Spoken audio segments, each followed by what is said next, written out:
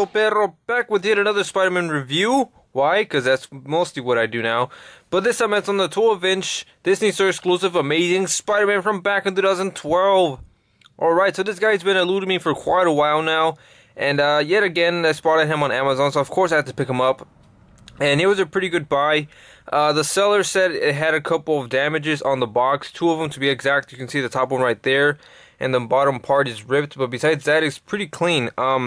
It came inside this bag, which I'm pretty sure probably wasn't sold with it. But the fact that it is means it was really well preserved. So I thank the guy who sold this to me. So it was $21. Pretty good buy. And yeah, I'm actually really looking forward to opening this guy up. You can see inside, decorated out with the, the costume going over. We got a picture of Spider-Man on the bottom. Amazing Spider-Man. It says it has 10 hero phrases. Then we go over here on the side, just the name running down, and the awesome spider logo, which we've always loved. And on the back, we just got a giant picture of Spider-Man that says Web Blast Spider-Man, and then it says Fire Web Launcher, and removable accessories, and they already mentioned 10 hero phrases. Alright, so now I'm going to unbag this guy and then take him out of the packaging and find out what I've been missing out for the past 3 years. Alright, so I've been messing around with the guy for a little bit, and he's definitely the funnest figure I have in this size. I absolutely love figures with cloth. I always thought that cloth, I don't know, for some reason always meant higher quality. And this guy's suit is just totally accurate to the movie as it was in 2012. And the articulation is awesome. It doesn't... it is not hindered by anything at all, or the costume. It is a nice, it's very loose on the figure itself. And the sculpt underneath the body is a little bit too buff, but it's alright, you can work around with it. I only have one problem with it, and it's a very small one.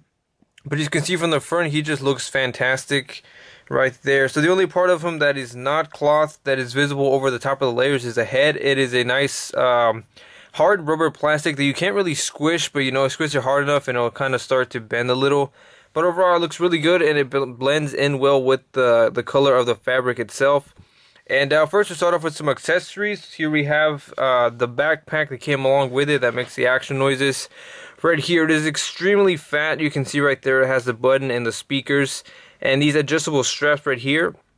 And it has quite a bit of little sculpt details right here. There's the almost kind of like a little hexagon pattern, like a honeycomb pattern. And you can just strap that on right here onto the Spider-Man itself. It is extremely back heavy, so I probably won't ever put it on him. If you want to do it now really quick, so you can just strap it on one side and then bring this loop around the other one, and then you would strap it in to this side right over here. So you can see that's what he looks like right there. Extremely light blue. I would prefer it if it was a little bit darker, but oh well. So it has 10 different action phrases. I'll go through them quickly. I am ready for action. It's time to be a hero. Okay, you asked for it. Reloaded. Bring it on. This ends now. You call yourself a criminal? Gotta make this shot count. He's getting away, but not for long. I better reload my webs. Uh-oh, I'm almost out of webs. Time to reload. I am ready for action. Alright, I think I was just repeating now. Time to be a hero. Okay, yeah, I think so. Okay. So, it's a pretty good Spider-Man voice. It's definitely not the best, but I think better than what we get now for the Ultimate Spider-Man figures. No offense to Drake Bell, I just prefer, Josh Keaton, and that one's actually pretty, yeah, it says that afterwards. It'll just say that. But, yeah, pretty good action noises. I'm never going to display with the backpack itself. And the only other accessory it comes with is this web shooter right here. Really big, nice, fat webbing right here with, sculpt detail, but it's very cartoonish looking with these big fat balls at the end right here, and it has a little bit of a web design. And the web shooter itself has a little bit of gears going on in the blue itself, and you can see it kind of sticks right here. And this is a nice rubber thing that goes on to the wrist of the figure. And of course, if you'd expect, it launches pretty well, pretty far, and it's actually quite a heavy projectile. So yeah, make of that as you will. Now onto the actual figure. You can see the figure is really well sculpted at the top. It has a honeycomb pattern as well going throughout the head in between each of the little lines indented with the web line. And I would have wished the lenses would have had the same thing too. And I don't know, I think a little bit more orange on the eyes than opposed to the goldish that it was in the movie. So I wish that was a bit more gold, but oh well. Looks alright, but the web lines all look really good, just like they did, like a basketball in the movie. And then the only part that I had a problem with is the back right here. You can see it has this Velcro right here that attaches over the back of the spider, which is my favorite part of this costume. I always like the design as a nice fat spider in the back. But unfortunately right here it has a giant seam on the back of it, and you can just open it up and then it's just a red body underneath. I'm not going to because I don't want to mess with it, because it came already lined up pretty well, as it probably ever will, because I probably will mess it up.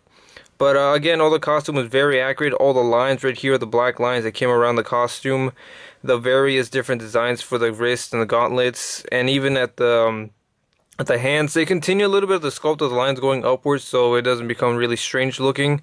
And yeah, I think the red on the hands is just a bit too plasticky, and it doesn't have any of the honeycomb pattern at all.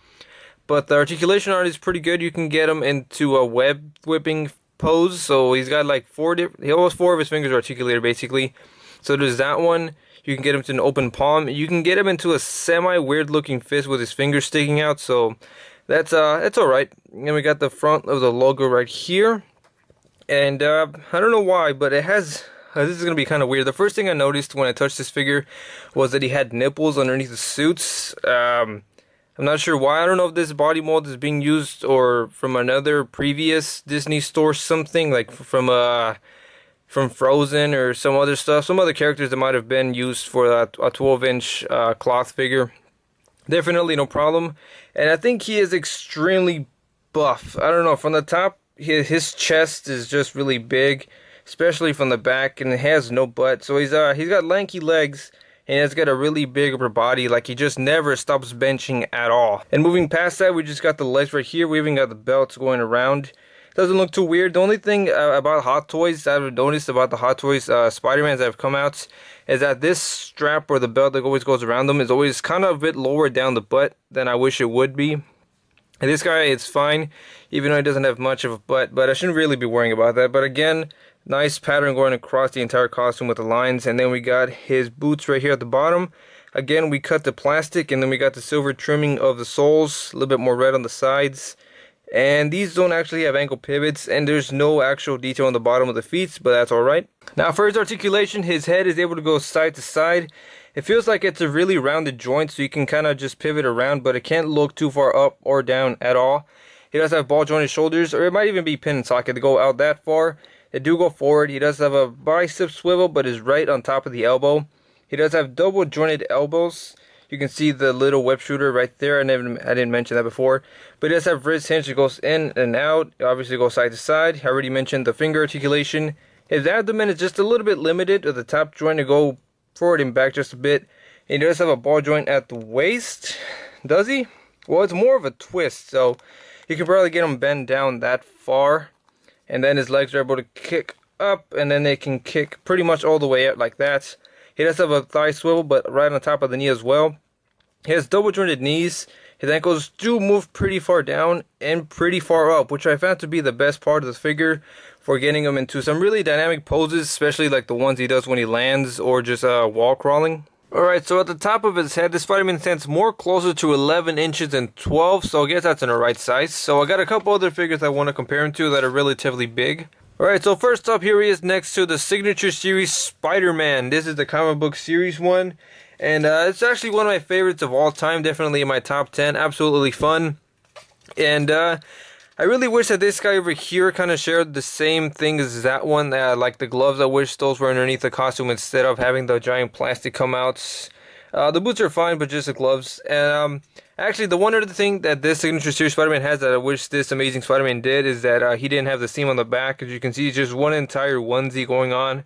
And the spider remains uninterrupted, and it looks awesome. So, there's this Spider-Man.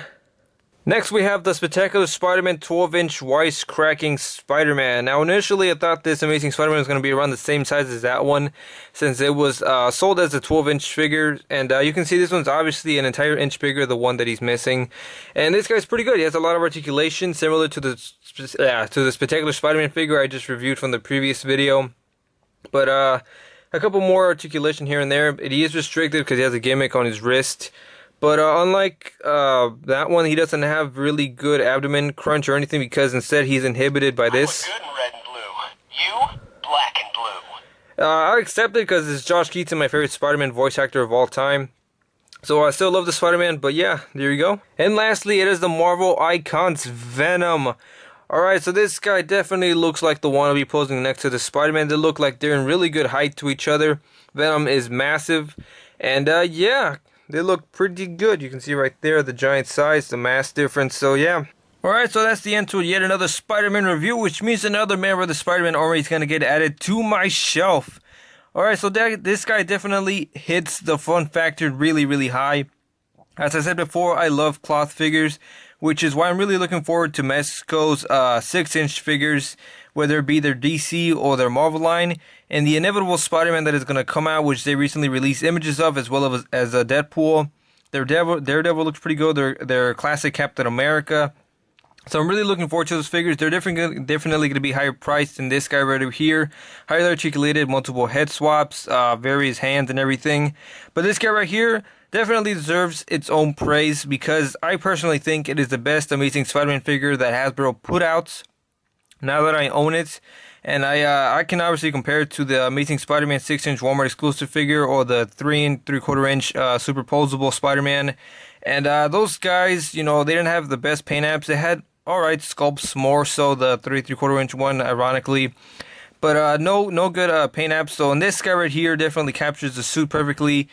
Since it obviously is, you know, a fabric and it has all the little nuances of the various hexagons, the very complex patterns and things like that.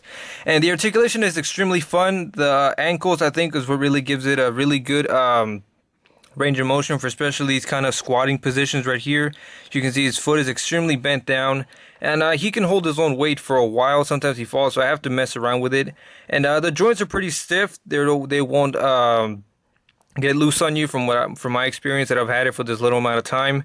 So he's definitely a fun Spider-Man. Would I recommend it? If you like the suits and you're into these cloth figures and into the 12-inch figures, if you have a Hot Toys figure, you know, you might not want to get them since you might already have the version from the Hot Toys from this movie or the second one. But I prefer this one.